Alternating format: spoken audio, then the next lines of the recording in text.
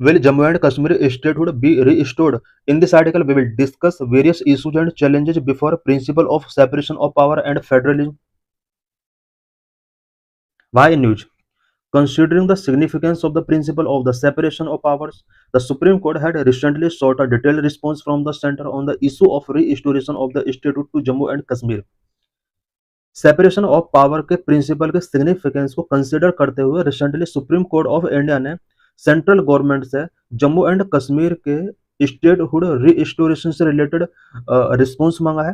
Failure to restore statehood to Jammu and Kashmir is affecting the rights of the citizens there. Jammu and Kashmir को statehood given नहीं किया गया है, इससे वहां के सिटीजन्स के जो राइट्स हैं वो अफेक्ट हो रहे हैं। It is also violating the essential feature of the federalism and thereby the basic structure of the constitution. Jammu and Kashmir को अभी स्टेटहुड गिवन नहीं किया गया है, ये फेडरलिज्म के एसेंशियल फीचर का वायलेशन है एंड कॉन्स्टिट्यूशन के बेसिक स्ट्रक्चर का वायलेशन है।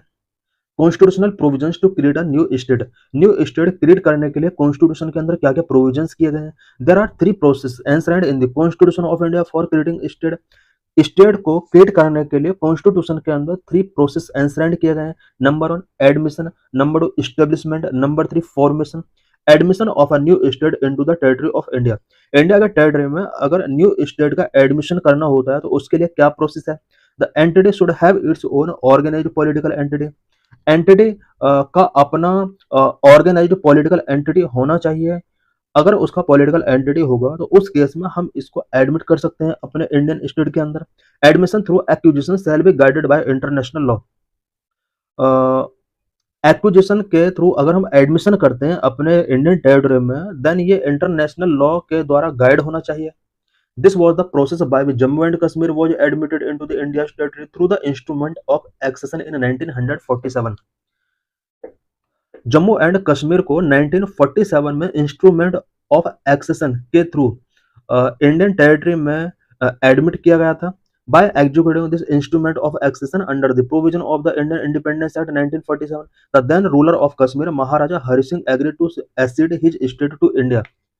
इंडियन इंडिपेंडेंस एक्ट 1947 के इंस्ट्रूमेंट ऑफ एक्सेशन प्रोविजन के अकॉर्डिंग जम्मू एंड कश्मीर के महाराजा हरि सिंह ने जम्मू और कश्मीर को इंडियन स्टेट के बिफोर एक्सेड किया था। इट मीन्स इंडियन टेरिटरी में इसको ऐड करने के लिए उसने एक तरीके से एग्रीमेंट गिवन किया। एस्टेब्लिशिंग न्यू स्टेट किस तरह से एस्टेब्लिश किया जाता है, इससे पहले हमने एडमिशन के बारे में पढ़ा, अब यहाँ पर स्टेट के एडमिशन से रिलेटेड प्रोविजन पढ़ेंगे। Territory shall be acquired as per the definition of acquisition in international law. किसी भी टेरिटरी को अगर एक्वायर करना है वो इंटरनेशनल लॉ के अकॉर्डिंग डेफिनेशन के थ्रू ही एक्विजिशन किया जा सकता है। India acquired Goa and Sikkim and established them as state. India ने एस्टेब्लिश के थ्रू गोवा एंड सिक्किम को इंडिया स्टेट का पार्ट बनाया था। Formation of a new state का फॉर्मेशन कैसे किया जाता है। It includes reorganisation of state. इसके अंदर स्टेट्स के रीऑर्गेनाइजेशन को इंक्लूड किया गया है जो कि आर्टिकल 3 के अंदर मेंशन है। Reorganization of an existing state which led to India to take its number of 14 states in 1956 to 29 states before the enactment of the Jammu and Kashmir Reorganization Act 2019। 1956 में reorganisation के according India के अंदर 14 state हुआ करते थे, but Jammu and Kashmir reorganisation act 2019 के before India में 29 state reorganise किए गए थे। Parliament power to form a new state by separation of territory. Territory को सेपरेट करके भी न्यू स्टेट फॉर्म किए जा सकते हैं। इससे रिलेटेड पार्लियामेंट के पास क्या क्या पावर है। Article 3 of the constitution provide for process of reorganisation where in parliament में by law form a new state. Constitution का आर्टिकल 3 के अकॉर्डिंग न्यू स्टेट रीऑर्गेनाइजेशन किए जा सकते हैं और इसके लिए पार्लियामेंट को ऑथोराइज किया है। Number of by separation of territory from any state or by uniting two or more state or part of state by uniting any territory to a part of state. Parliament new state form करने के लिए 2 और more state को unite कर सकती है।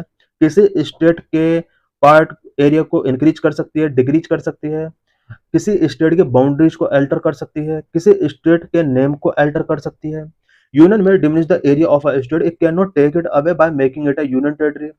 Union government किसी state के एरिया को डिमिनिश करके उसको यूनियन टेरिटरी डिक्लेयर नहीं कर सकती। This would be against the federal feature of India, ये इंडिया के फेडरल फीचर के अगेंस्ट होगा। Therefore it is mandatory for the union to restore the statehood of Jammu and Kashmir. यही वजह है कि जम्मू एंड कश्मीर के लिए स्टेटहुड रीस्टोर करना यूनियन के लिए मैंडेटरी हो जाता है। ऐसा इसलिए हो रहा है बिकॉज ये कॉन्स्टिट्यूशन के अंदर मैंडेट किया गया है कि किसी स्टेट के एरिया को डिमिनिश करके यूटी में उसको कन्वर्ट नहीं किया जा सकता है यूनियन के द्वारा, और जम्मू एंड कश्मीर के साथ ऐसा ही किया गया है। यही वजह है कि यूनियन गवर्नमेंट के ऊपर ये ऑब्लिगेशन है कि वो जम्मू एंड कश्मीर को स्टेटहुड गिवन करे। What about India's federal design? India के फेडरल डिजाइन से रिलेटेड हम यहाँ पर कुछ इंपॉर्टेंट पॉइंट्स डिस्कस करेंगे। Article 1, India has been made a union of states, which means that it is indivisible and that state have no right to secede. Constitution का article 1 के अंदर India को यूनियन ऑफ स्टेट्स डेजिग्नेट किया गया है। इसका meaning ये हुआ है कि इंडिया इंडिविजुअल है एंड स्टेट्स के पास ये राइट नहीं है कि वो सिसीड कर सकें। The word India reflects a unitary federation, while the word Bharat is a cultural connotation, which signifies that India has a composite culture and that there is unity in diversity. Constitution के अंदर India and Bharat दोनों word का use किया गया है, जहां पर India unitary federation को रिफ्लेक्ट करता है, भारत कल्चरल कॉनोटेशन को रिफ्लेक्ट करता है। इट मींस इंडिया और भारत दोनों वर्ड इंडिया के composite culture and unity in diversity को रिफ्लेक्ट कर रहे हैं। Word federation is not used despite being a two-tier system of governance. The word federation is not used, but rather union is written expressly to ensure India's federal character and unitary spirit. Constitution के अंदर word two tier system of governance होने के बाद भी word federation को use नहीं किया है। इसकी जगह पर यूनियन वर्ड को एक्सप्रेसली तरीके से लिखा गया है सो दैट इंडिया का federal character and unitary spirit को इंश्योर किया जा सके। Express use of the word union makes the center strong enough to protect the unity and integrity of the nation. The federal character is created to equitably distribute the resources, establish India as a welfare state. Union word को specially तरीके से use किया गया है, ये कहीं ना कहीं सेंटर को स्ट्रॉन्ग करने के लिए ऐसा यूज किया गया सो दैट इंडिया की यूनिटी एंड इंटीग्रिटी को सेंटर प्रोटेक्ट कर सके। फेडरल कैरेक्टर जो है हमारे इंडियन सिस्टम का वो इसलिए है ताकि रिसोर्स का इक्विटेबली डिस्ट्रीब्यूट किया जा सके एंड इंडिया को एक वेलफेयर स्टेट बनाया जा सके। This is the reason that India federal character has been included in the basic structure of constitution. यही वजह है कि इंडिया के फेडरल कैरेक्टर को कॉन्स्टिट्यूशन के बेसिक स्ट्रक्चर में इंक्लूड किया गया है। वह Rajya Sabha has been made a permanent house. Rajya Sabha को एक परमानेंट हाउस क्यों बनाया गया? Without a federal design India union would lose its existence. Federal design के विदाउट इंडियन यूनियन जो होगा उसका कोई एग्जिस्टेंस नहीं होगा। Hence the Rajya Sabha has been made a permanent house in the Article 83 which writes that it shall not be subject to dissolution. यही वजह है कि राज्यसभा को आर्टिकल 83 के अकॉर्डिंग परमानेंट हाउस बनाया गया, जिसके अंदर ये लिखा हुआ है कि इसका कॉन्स्टिट्यूशन के अंदर ये लिखा हुआ है कि यह डिसोल्यूशन का सब्जेक्ट नहीं होगा। The states representation must always be at the union level to maintain and sustain India's unitary federation. Union level पर स्टेट्स का रिप्रेजेंटेशन इसलिए होना चाहिए so that India unitary federation को मेंटेन किया जा सके, सस्टेन किया जा सके। यूनियन लेवल पर स्टेट्स का रिप्रेजेंटेशन राज्यसभा के अंदर होता है। Thus, it is imperative that the statehood Jammu and Kashmir be restored to protect the sanctity of the federation. Federation की सैंक्टिटी को प्रोटेक्ट करने के लिए ये इंपॉर्टेंट हो जाता है कि जम्मू एंड कश्मीर को स्टेटहुड गिवन किया जाए। What is present situation in Jammu and Kashmir? Jammu and Kashmir में प्रेजेंट में क्या सिचुएशन है? Supreme court worded on articles 370 and 35A in 2023 the Supreme Court upheld the abrogation of article 370 and 35A and also directed the union government to restore the statehood of Jammu and Kashmir and hold legislative assembly elections। 2023 में supreme court ने article 370 and 35A के abrogation को upheld किया and union government को direct किया कि वो Jammu and Kashmir के लिए स्टेटहुड रीस्टोर करे एंड लेजिस्लेटिव असेंबली इलेक्शंस वहां पर कंडक्ट करें।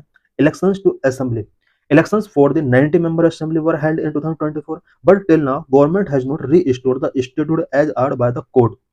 2024 में 90 मेंबर असेंबली के लिए इलेक्शंस कराए गए थे, बट गवर्नमेंट ने अभी तक स्टेटहुड जम्मू एंड कश्मीर को गिवन नहीं किया गया है कोर्ट के डायरेक्शन के बाद भी।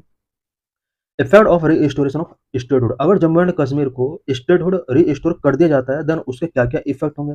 Restoration of the statehood would empower the elected government in Jammu and Kashmir and lieutenant governor power would be cartel affecting the present position of the union over the UT of Jammu and Kashmir. अगर Jammu and Kashmir को statehood restore कर दिया जाता है then elected government of Jammu and Kashmir, it mean Jammu और कश्मीर की जो elected government है उसको ज़्यादा पावर मिल जाएगी, जबकि लेफ्टिनेंट गवर्नर की पावर यहाँ पर कर्टेल हो जाएगी। और प्रेजेंट में यूनियन की जम्मू एंड कश्मीर के ऊपर जो पोजीशन है या जो पावर है वो अफेक्ट हो जाएगी। इस वजह से अभी तक जम्मू एंड कश्मीर को पावर स्टेटहुड रिस्टोर नहीं किया गया है। If statehood not given it would be inconsistent with the constitutional design of India and would definitely Erode it's federal feature. अगर जम्मू एंड कश्मीर को स्टेटहुड गिवन नहीं किया जाता है देन ये कॉन्स्टिट्यूशनल डिजाइन के साथ इनकंसिस्टेंट होगा एंड कॉन्स्टिट्यूशन के अंदर जो फेडरल फीचर्स हैं वो डेफिनेटली वो इरोड हो सकते हैं।